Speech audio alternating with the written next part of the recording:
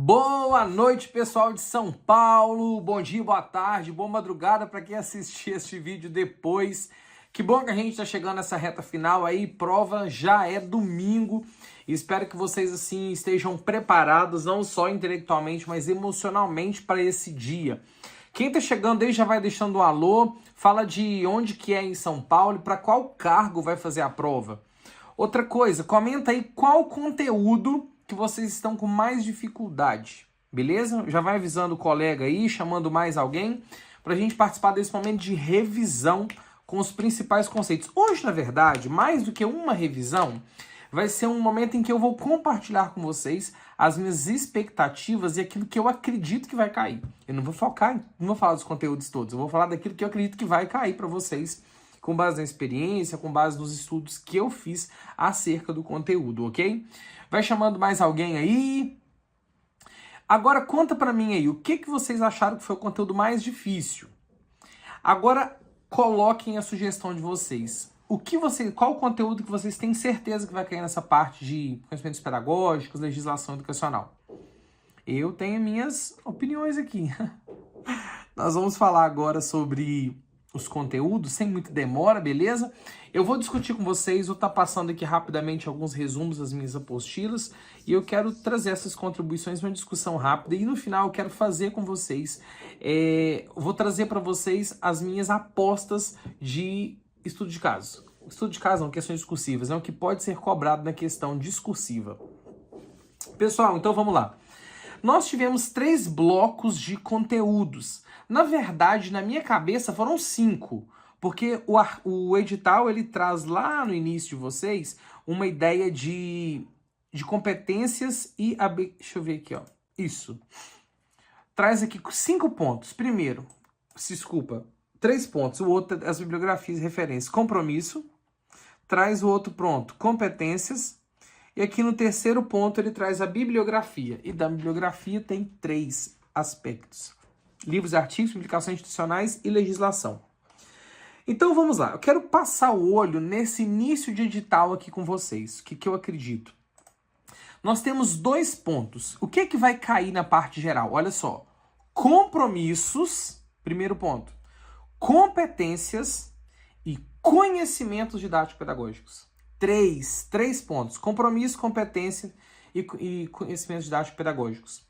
E, coincidentemente, eu tenho 3 partes. Uma que fala de compromisso, uma que fala de competências e a outra que fala das bibliografias de conhecimentos didático-pedagógicos. Então, tudo aquilo que a gente tem aqui. Eu acredito, das 10 questões que vocês vão fazer, vai ter uma ou 2 daqui. Uma de cada, uma do ponto 1, uma do ponto 2, ou uma dos 2. Porque aqui ele escreveu um pedaço do material aqui. O edital trouxe escrito aqui, ó, ok? Então vamos lá, embora aqui, ó, conhecimentos didáticos pedagógicos, bibliografia. Então, eu, por princípio, escolhi orientação. Eu acho que isso aqui é importante. Mas, professor, mas não está falando que é tudo bibliografia? Então, isso aqui que a gente está falando está na bibliografia, ok? Esses compromissos, essas competências do professor. Mas eu achei especial isso aqui, achei diferente. Então, eu acredito que vocês têm que se preparar para uma questão disso aqui. Isso aqui é básico, a gente já trabalhou em 2 aulas esse conteúdo, um em cada. Então, o que está falando do compromisso do professor? Aqui está falando da responsabilidade que o mesmo tem, não com a escola, não com um estudante, não com o seu trabalho, mas um compromisso com a qualidade da educação. A rede estadual de São Paulo, a educação em São Paulo, ela tem uma grande, eu falo assim, parece que ela tem um grande orgulho da qualidade. Tanto que quando o programa Compromisso Educação de São Paulo foi instituído, foi visando o quê? O programa Compromisso Educação. São Paulo tinha melhorado os índices de rendimento, melhorado a qualidade nos índices de avaliação externa. E com isso, o que São Paulo queria? Melhorar a qualidade e manter a qualidade. Então, no sentido de conseguir manter a qualidade e os avanços que estavam conseguindo, fez então-se o programa Compromisso Educação. porque precisava manter a qualidade. Então, vários documentos vão falar da qualidade, de manter a qualidade, e logo um compromisso com uma educação de qualidade é um compromisso do professor que se espera. E aqui fala de alguns compromissos. Agora vocês vão ver compromissos. E onde? Gente, questão discursiva, gente. Questão discursiva. Olha só. Compromisso com educação integral. Lembra? Educação integral. Compromisso com desenvolvimento de competências. Desenvolvimento de competências. Compromisso com letramento e multiletramento. Compromisso com construção do projeto de vida. Compromisso com educação escolar digital. Compromisso com educação inclusiva. Compromisso com processo de avaliação. Pessoal, 1, 2, 3, 4, 5, 6, 7. Aqui tem 7 sugestões de tema na sua cara. Os temas estão aqui. O que é mais importante para a Rede São Paulo? Se você ler os documentos, você vai concordar comigo. Educação integral, desenvolvimento de competências, multiletramento, projeto de vida, educação digital, e aí eu vou colocar narrativas digitais, educação inclusiva, embora eu acho que é menos provável, e avaliação. Esses dois últimos aqui é menos provável, mas aqui em cima está, ó, tá vendo 5, vai ter prova de manhã à tarde, né? Tá vendo 5 temas aqui?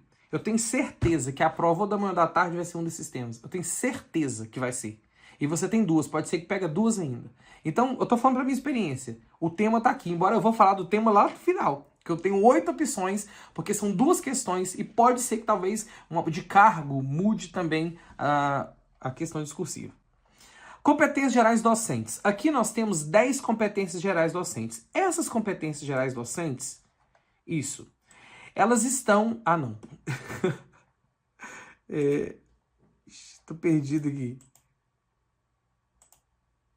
Deixa eu ver. Competências gerais docentes, aqui. Na resolução do Conselho Nacional de Educação de outubro de 2020. A resolução que está no edital de vocês eu achei estranho. É as diretrizes para formação continuada, sendo que tinha que ter falado da formação inicial, né? Só que o material fala muito de formação continuada. E falando em formação continuada, vários aspectos e documentos. O livro, a aula nota 10, em uma das técnicas, fala das disposições do professor de continuar aprendendo. A necessidade de ele aprender para quê? Doug Lemov, no livro Aula Nota 10, ele fala do professor refinar as técnicas. E ele precisa estar em constante aprendizado, precisa promover um ambiente de encorajamento para aquele estudante e entendendo que o professor pode melhorar. O professor, ele não... O Doug Lemov fala assim, vamos acabar com essa história de que o professor fulano nasceu bom e por isso que ele é bom e eu sou ruim e nunca vou aprender. Ele quebra com isso, ele desmistifica esse mito de forma que existem técnicas para melhorar. Então, por isso, aquele que busca aprender e as refina, consegue ser um professor produzindo a aula nota 10. E aí, essas competências aqui, essa formação continuada, ela tem foco em outros documentos. Então, aqui vai falar sobre como acontece a formação continuada. Como que acontece a formação continuada? Deixa eu explicar aqui. Acho que tá no livro, né, que eu falei. Isso. Como que acontece a formação continuada? Deixa eu aproveitando aqui a deixa das competências. Acontece em cursos de atualização, ok? Cursos de extensão, cursos de aperfeiçoamento, cursos de pós-graduação e especialização e pós-graduação, mestrado, doutorado. 5 tipos de cursos da formação continuada, tá? Aperfeiçoamento, extensão, atualização, especialização, pós-graduação e mestrado, doutorado. 5 grupos, ok? Mas vamos lá. A resolução de 2019, que tratava da formação inicial, trouxe as competências gerais docentes que foram enfatizadas pela diretriz de formação continuada em 2020. E aqui são apresentadas 10 competências gerais docentes. Competências, e essas competências aqui, elas estão alinhadas às 10 competências gerais da BNCC. Tem BNCC na prova, mas é muito mais provável que é uma questão de competências gerais docentes do que de competências gerais da BNCC. Essas competências, elas têm a ver, por exemplo, se lá fala na BNCC, o aluno aprender a utilizar conhecimento para aplicar na vida. O professor não, compreender e utilizar para ensinar para os alunos. Faz essa transição. Então, as competências gerais são um ponto importante que eu acredito que pode cair em forma de questão. Fechei aqui, ok? Eu estava no material. Beleza, então aqui a gente tem aqui competências gerais docentes. Olha só, a prova. O que vai cair o conteúdo? Compromisso, competências. Vai cair uma pergunta sobre competências ou sobre competências gerais docentes, porque aqui está falando do professor.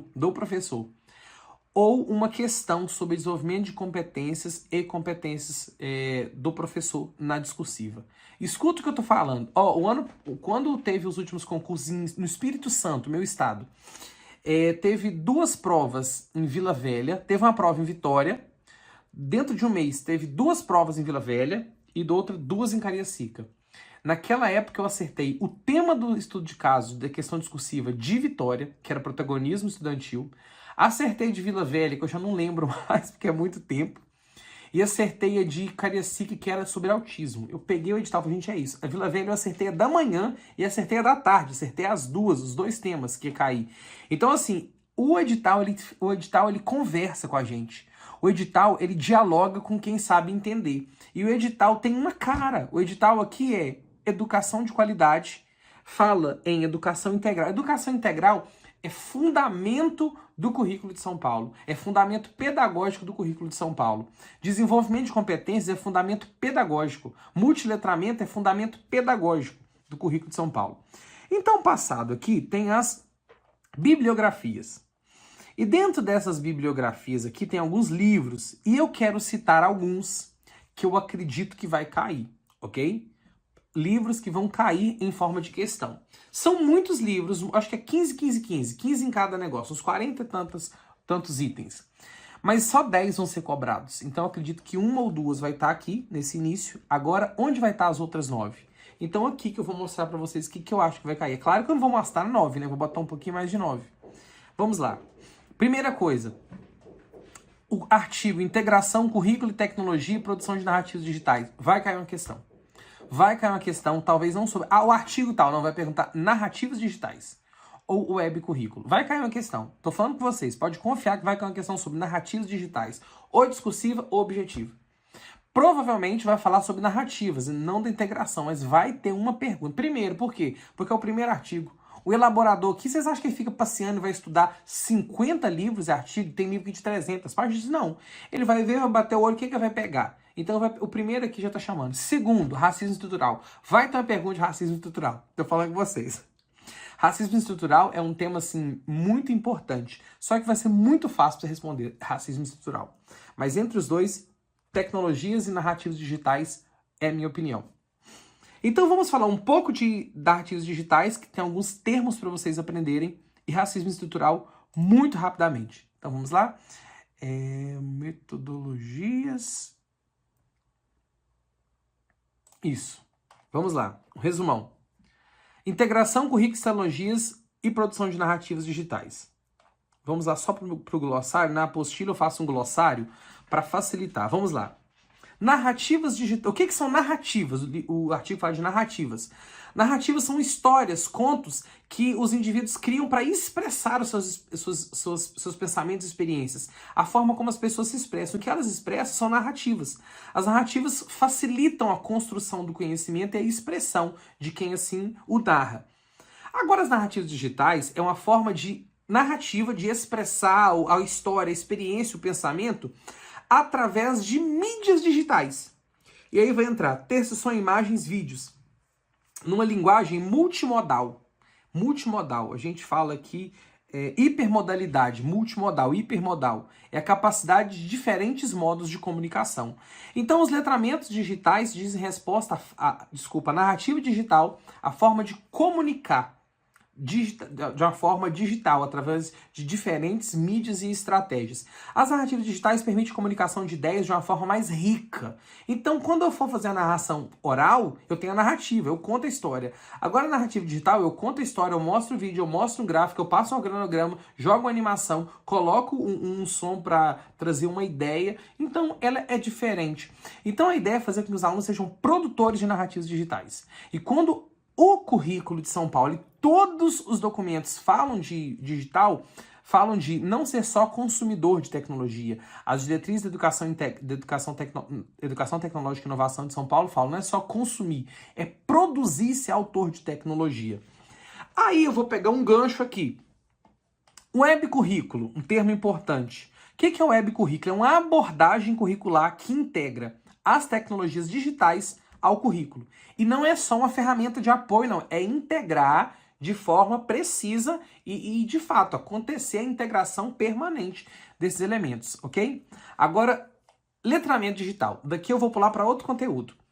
Letramento digital é a habilidade de utilizar e interpretar informações do ambiente digital. O que é letramento alfabético? Alfabetizado é aquele aluno que sabe ler e escrever.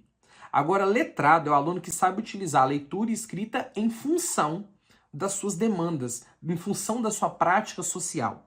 Então, se o letramento alfabético é saber usar a alfabetização em função da sua vida, das suas práticas, o letramento digital nada mais é do que não só conhecer, mas também saber utilizar em função das suas demandas e necessidades na vida prática. Então, há um letramento alfabético, há um letramento digital, são dois letramentos. Aí, eu vou fazer um pulo no livro da professora Roxane Rojo. Roxane Rojo, ela é uma referência em multiletramento. E o que Roxane Rojo fala? Não tem só um letramento não, gente. Ela fala, não é só o letramento alfabético, as pessoas se limitam muito a isso. Mas existem letramentos diversos. A pessoa tem que ler um mapa, um letramento geográfico. A pessoa tem que interpretar uma tabela e responder uns cálculos, letramento matemático. Então, na pedagogia dos multiletramentos, Roxane Rojo fala da importância das diferentes linguagens e ensinar a pessoa a conhecer e utilizar as diferentes linguagens. Então, se eu ensino uma pessoa alfabetizada a usar a alfabetização, eu estou letrando ela. Mas eu preciso letrar na matemática, na digitalidade, na computação, na geografia, em vários aspectos. Então, por isso, eu não vou só letrar, eu vou multiletrar o meu estudante. E multiletramento é um tema de questão discursiva que pode cair. Gente, multiletramento está no currículo, como compromisso, como fundamento, e tá numa sugestão de livro. Se liga aí, galera. Então vamos lá, deixa eu só definir aqui no final do glossário da apostila. O que é o multiletramento? O que é multiletramento? Você tem que escrever isso aqui, tá? Multiletramento e pedagogia do multiletramento, para você saber colocar na sua questão discursiva. Essa frase. Multiletramento refere-se à habilidade de entender e usar várias formas de comunicação. Ou seja, vários letramentos, utilizar várias formas de comunicação. Escrita, fala, sons, imagens, gestos, movimentos e interações. Roxane Rojo argumenta que a habilidade é essencial na sociedade em que vivemos. Agora, pedagogia do multiletramento. Se a sua questão discursiva pedir isso, você pode começar o texto assim. A pedagogia do dos multiletramentos é uma abordagem pedagógica que incorpora e valoriza diversas formas de linguagem e expressão. Ela vê a pedagogia dos multiletramentos é um meio de promover a inclusão e valorização da diversidade cultural. Aí você vai continuar respondendo a sua questão. Mas para começar, você transforma isso aqui em texto, né? Porque tá uma relação a resumo. Então, pedagogia dos multiletramentos é uma abordagem pedagógica que considera e prepara para utilizar várias linguagens. Multiletramento, escuta o que eu estou falando. Pronto, fechei aqui. O que é importante aqui? Web currículo, narrativo digital. Isso aqui você tem que saber, ok? E narrativos digitais, inclusive, são uma das minhas apostas de questões na prova ou possibilidade discursiva, ok? Ó, já estou eliminando meus livros aqui. Racismo Estrutural, que é o terceiro livro aqui da nossa lista. Segundo, né? Eu fui em outros, mas vamos lá. O que é? Vamos pegar o termo. Deixa eu ver meu glossário. Eu nem lembro mais como é que tá a apostila. Vamos lá para esse conceito. Tem 3 tipos de racismo, o livro fala. O individual, o institucional e o estrutural. Silvio de Almeida fala do racismo individual, que é aquele de ações das pessoas e dos seus comportamentos que, às vezes, a pessoa não é nem maldosa para fazer isso. Tipo assim, perdão. Esse racismo individualista é aquele mais, assim, latente. Eu tô confundindo a ordem. O individualista é aquele mais latente, atitudes das pessoas e comportamentos preconceituosos de uma pessoa racista. É algo assim que, inclusive, a sociedade discrimina e questiona. O povo briga, tem gente tomando até soco na rua porque é racista, vai para um exposit na internet. Esse é o da pessoa, que é o mais grave e que é mais visto. O institucional, ele está nas instituições, nas organizações, empresa não é só empresa corporativa, é nos órgãos públicos que envolve ações que desqualificam e desvalorizam a população negra. Agora, o estrutural é aquele que não se vê, que a pessoa às vezes nem percebe, eu estava confundindo com o individual. O estrutural é aquele racismo que a pessoa não percebe, mas que ela está praticando. Em que sentido? Nas ações, nos termos, em algumas ações que, por exemplo, reproduzem ações racistas que mesmo inconscientemente a pessoa está praticando. Então, o racismo estrutural se refere a um conjunto de práticas enraizadas no cotidiano. Silvio de Almeida ele deixa claro uma coisa, isso aqui é um termo que pode cair na questão. O racismo não é um fenômeno patológico, não é uma doença da sociedade. O racismo é o normal. O racismo é o natural da sociedade. A sociedade só é a sociedade que é hoje porque foi construída em cima do racismo, da escravização de pessoas negras, ok? Fechei aqui. Vamos lá. Deixa eu continuar aqui na minha lista. Ensino híbrido. Pode cair uma questão. Eu tô menos empolgado, mas pode. O que é ensino híbrido? O ensino híbrido é uma forma de ensino, uma metodologia de ensino que mescla o presencial com o virtual. Como? De uma forma que o aluno consiga aprender mais. Híbrido é mesclar virtual com presencial. Não é só presencial e não é só virtual. Tem que ter. E uma característica do ensino híbrido é a personalização. O aluno ele consegue personalizar horário, intensidade, ter um atendimento diferenciado no tipo de conteúdo que ele estuda, ou mais profundo, ou mais didático. Então, ensino híbrido mescla presencial com virtual e é personalizado. Agora pode perguntar também sobre os tipos de ensino híbrido, os modelos, né? Mas depois aí quem viu a aula ou a apostila, confira esses modelos aí, porque é mais profundo. Projeto de vida. Eu acredito que o projeto de vida está mais relacionado ao questão discursiva do que objetivo. Mas deixa eu passar o projeto de vida para vocês. O projeto de vida, ele representa um norte e uma direção na construção da vida da pessoa.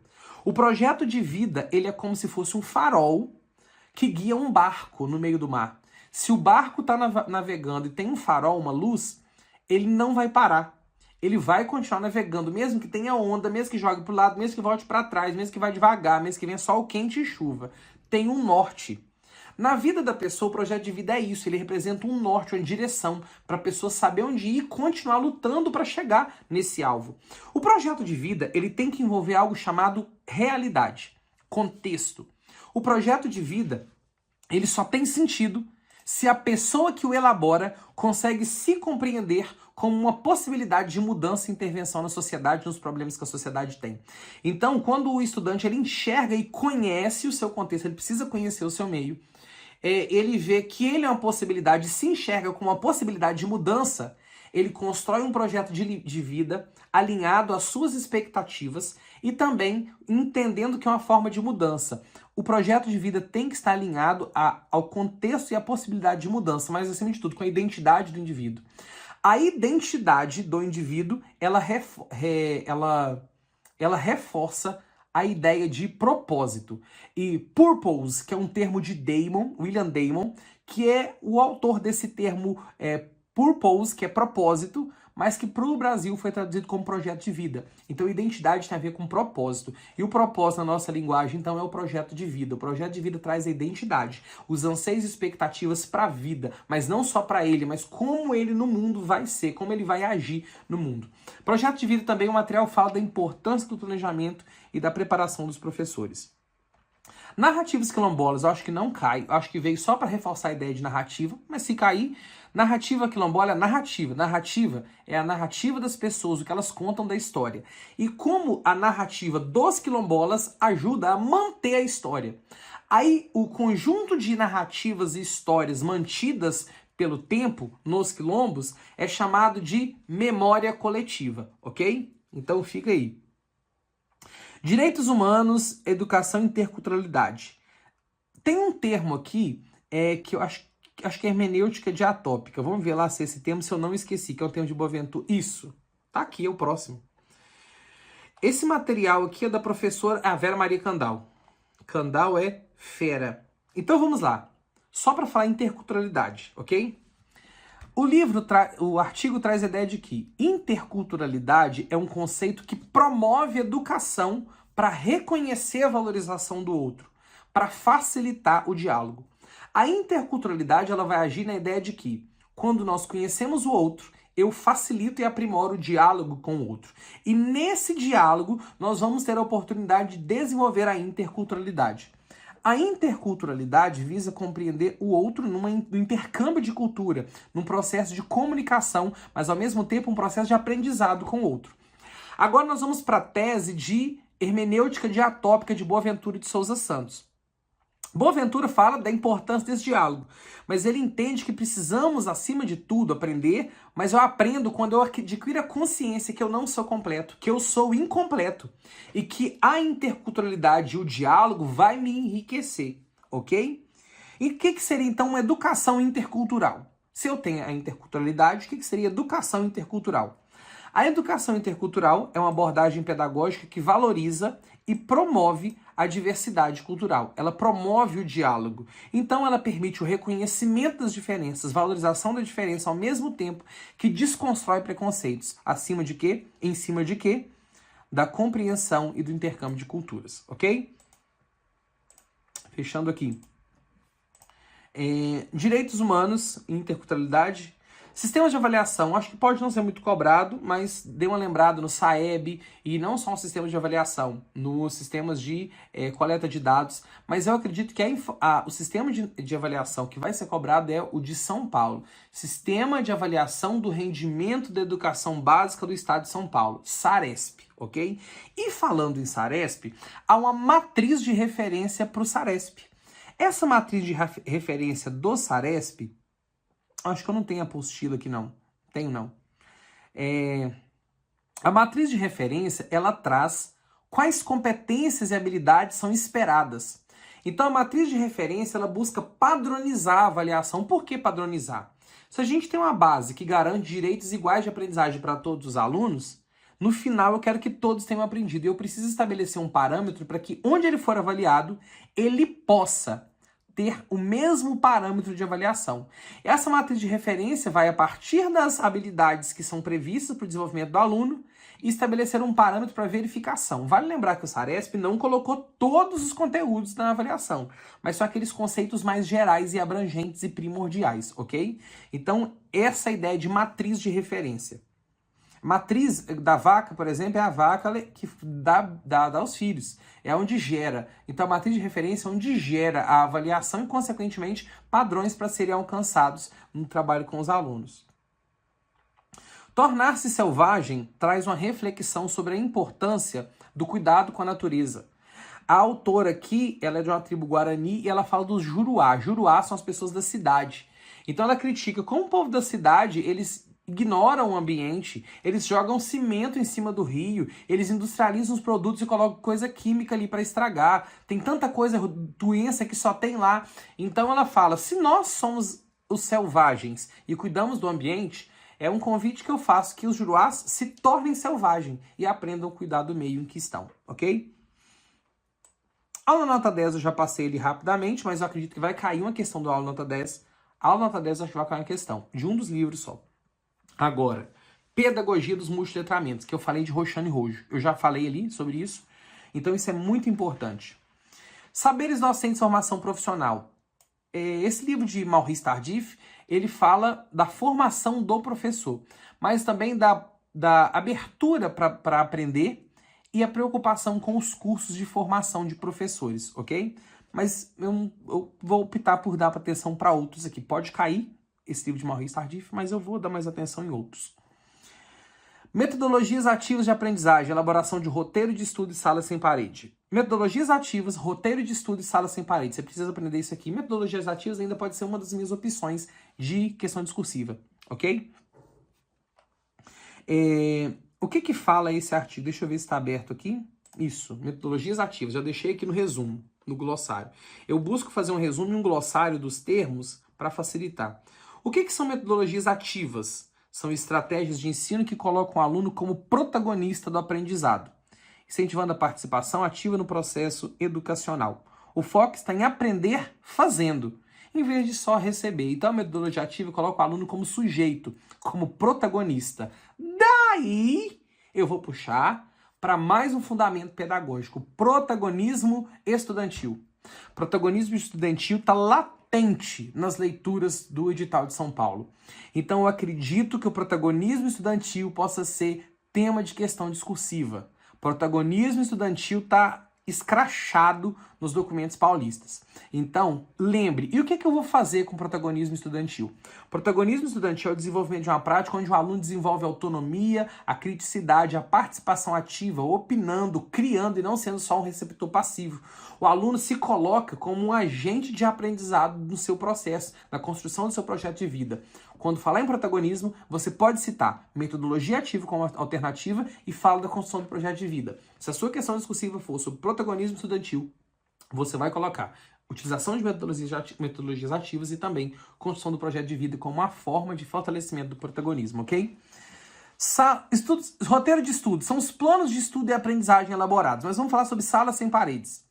As autoras aqui, acho que todas eram mulheres, acho que é isso. A sala sem parede seria uma estratégia de entender que a escola precisa criar metodologias e práticas ativas que o aluno pense para além da sala de aula. É uma metáfora para espaços flexíveis, abertos, inovadores, que não são limitados à estrutura, que vão para além, entendendo que a educação tem que formar e preparar o aluno para além das paredes da sala de aula, ok? Então, essa é a orientação. Deixa eu ver aqui. Lá para o material. Isso. Metodologias. Ensinar competências. Competências se desenvolve a partir de habilidades. O que são competências? A mobilização de habilidades, saberes, atitudes e valores. Ok? Eu não lembro como que tá, não, mas tem um dos documentos que fala. Eu acho que é o currículo paulista. Tem. Gente, desculpa. Métodos para ensinar competência. Tem um livro e o currículo paulista. Peraí. Tem o compromisso com o desenvolvimento. Isso, compromisso com o desenvolvimento de competências. Gente, isso aqui eu falei do desenvolvimento de competências por isso. Tem um livro, tem no edital, no texto, competências. E tem fundamento pedagógico do currículo, ok? Então, como já se explicitou anteriormente, o currículo paulista sinaliza a necessidade de que as decisões pedagógicas promovam o desenvolvimento de competências. O desenvolvimento de competências é o foco do trabalho, ok?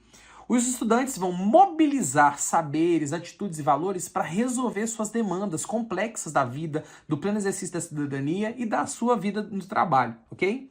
Lembra disso aí. Tô passando só pontos para dar uma relembrada, tá? Porque é muita coisa. Conselhos escolares.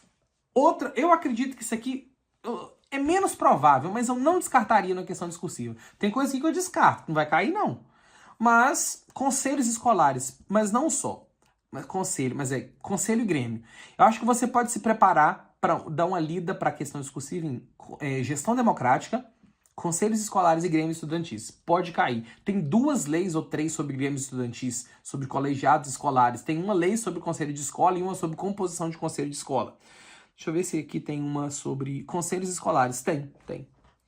O que são conselhos escolares? Os conselhos escolares são órgãos colegiados formados por representantes das comunidades escolar e local, responsáveis por deliberar sobre questões político-pedagógicas, administrativas e financeiras dentro da escola. Atuam como instância de discussão, acompanhamento e deliberação, visando incentivar a cultura democrática e substituir uma cultura patrimonialista por uma participação mais ativa e cidadã. Conselho tem função deliberativa, quem compõe. Então vamos lá. O material, ele traz como deve ser criado um conselho, fala como é a composição, tanto por cento é professor, tanto por cento aluno, tanto por cento pais, e quem compõe o conselho na rede de São Paulo. direção, professores, demais funcionários que não são professores, alunos, pais de alunos e representantes da comunidade em que a escola está inserida, ok? Compõe. Indicadores de qualidade. O que é indicadores de qualidade? Indicador de qualidade é uma métrica para indicar a qualidade da escola. Se a gente for analisar a qualidade da escola, é muito relativo. Quando você tinha, na década de 90, qual que era a escola boa? Nossa, aquela que pegava firme, aquela que o aluno tinha que andar na linha, professor de matemática bom, é o que reprovava todo mundo, que botava um trem difícil, o aluno tinha que se virar. Nossa, lá o professor é assim, você tem que aprender. Isso era um péssimo professor, um professor assim, horrível. Então hoje a gente tem outra visão do que é qualidade. Da mesma forma, a visão sobre a escola, mas é padrão. Então, para tentar aproximar padrões de um conceito mais comum entre as escolas, o conselho da escola, a comunidade escolar, avalia esses padrões. Então foram estabelecidas métricas para serem analisadas. Por exemplo, o clima escolar, a avaliação dos alunos e com um monte de indicadores. Nós temos dimensões de avaliação e depois temos indicadores, ok? Deixa eu só ler aqui, indicadores de qualidade, o conceito no nosso glossário aqui que eu fiz na apostila. O que são indicadores de qualidade? Métricas usadas para avaliar e acompanhar a eficácia dos aspectos. Elas servem como ferramentas para melhorar a qualidade da educação.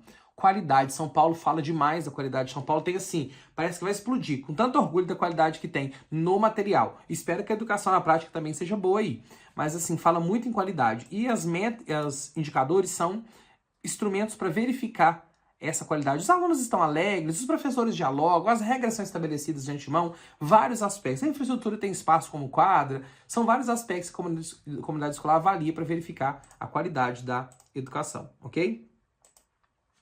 Aqui está a competência docente, como aprender e ensinar, competências. Eu botei aqui por como deve... botei aqui na apostila possibilidades de questões sobre esse livro, da Vanca Vuneps. O que pode pesquisar? A diferença entre conhecimento e competência. Competência vai além do saber, incorpora a capacidade de aplicar. Conhecimento é saber, competência é mobilizar e utilizar esse saber. Aprendizagem ativa, os materiais falam e dialogam dos mesmos conceitos, ok? Deixa eu passar aqui. BNCC, não vou falar porque BNCC é um tema que já é muito mastigado, então vou focar naquilo que é menos comum. Saresp, eu já falei. Atuação de Grêmio Estudantil, muito possível ter uma questão ou de Grêmio ou de Conselho. Inovação e tecnologia, passei rapidinho. Ensino integral. Pessoal, ou a questão de... Gente, eu tenho, se tiver assim que fazer uma principal aposta, ensino integral. Questão discursiva. Eu acho que não vai ser questão, talvez, de prova objetiva, porque é muito pouco questão. Mas eu acredito que vai ser questão discursiva. O que é o ensino integral? Lembra, não é tempo integral. O ensino integral é uma perspectiva de formação que visa ampliar as oportunidades de aprendizagens, ampliando a formação no sentido de integralidade. O indivíduo ele tem várias dimensões, então deve ser trabalhado e formado para integralidade, ok? O currículo paulista eu vou passar ali agora. Essa educação integral, lembra que pode citar como estratégia a ampliação da jornada, ela também é uma forma de colaborar com o ensino integral. Mas o ensino integral está focado no desenvolvimento de competência, no protagonismo estudantil. Eu acho que no material tem até os pilares do ensino integral, alguma coisa assim. E é um programa de São Paulo. Hoje São Paulo tem escolas em tempo integral e o plano de carreira define a gratificação aos profissionais que nela trabalham. Legislação, acho que vai cair formação continuada, que eu falei no início, e acho que pode cair sobre a questão do tratamento nominal das pessoas transexuais. Eu achei tão aleatório esse documento, entre os outros, que eu acho que vale a pena você conferir. Mas a lei é pequenininha, fala da garantia do direito de ser tratado, inclusive nos relatórios, documentos, e pode ainda ser averbado, quando ele fizer uma ficha em alguma coisa, ser averbada um documento trazendo isso. Ensino integral, ok. Meus temas de sugestão. Vocês vão anotar, porque vai cair, tá? E vocês depois vão vir falar comigo. Educação e ensino integral, eu esqueci uma aqui. Acho que eu não coloquei. Projeto de vida. Isso. Educação integral, desenvolvimento de competências, narrativas digitais, multiletramento, metodologias ativas, protagonismo juvenil.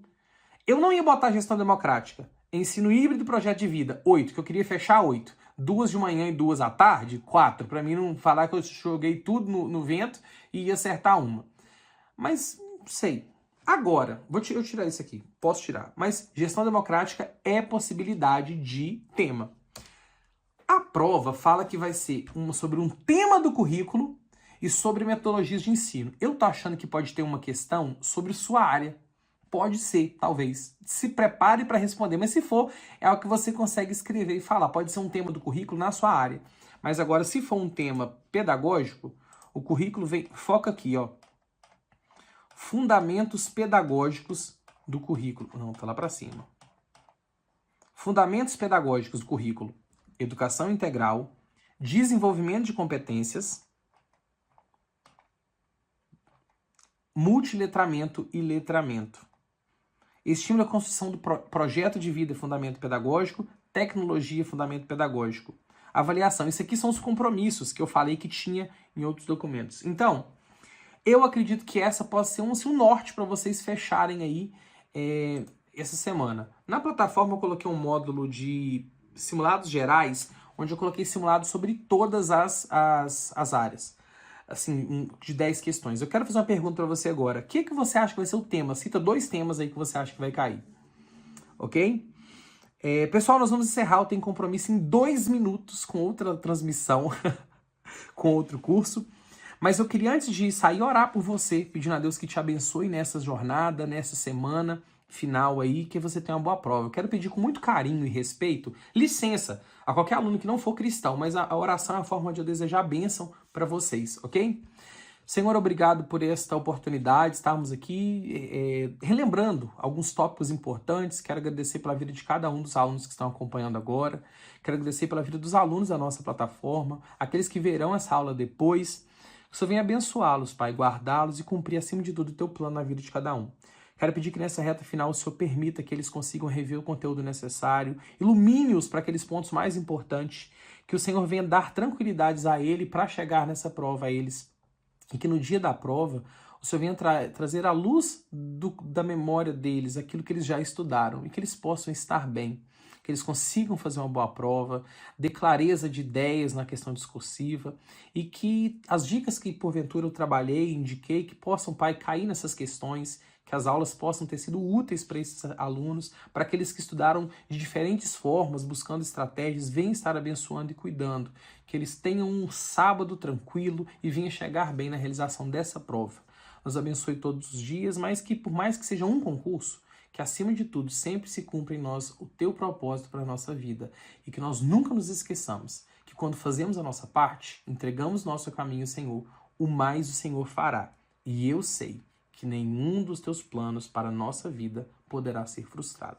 Obrigado. Em nome de Jesus eu oro. Amém.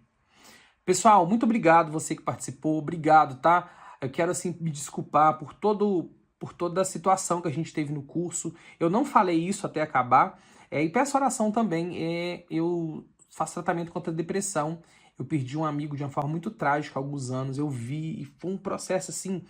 E às vezes acontecem umas situações comigo que eu fico estagnado. Graças a Deus com depressão leve, nunca tive pensamento ruim, mas traz algumas sequelas, não, alguns sintomas que ainda afetam muito. Mas assim, espero que aquilo que eu tenho dito no final aí, nessa reta final das minhas aulas, tenha ajudado e eu consiga precisar algumas coisas que vão cair, que vão te ajudar. Lembrem de mim na prova, eu espero que vocês lembrem muito da minha voz e que venha com clareza na sua mente. Obrigado, tá? Obrigado mesmo, desculpa por tudo e que a gente possa ter oportunidades de aprendizado ainda muito melhores do que essa. Pessoal, valeu, um grande abraço e manda essa live para mais alguém, tá? Manda para alguém assistir. Tchau.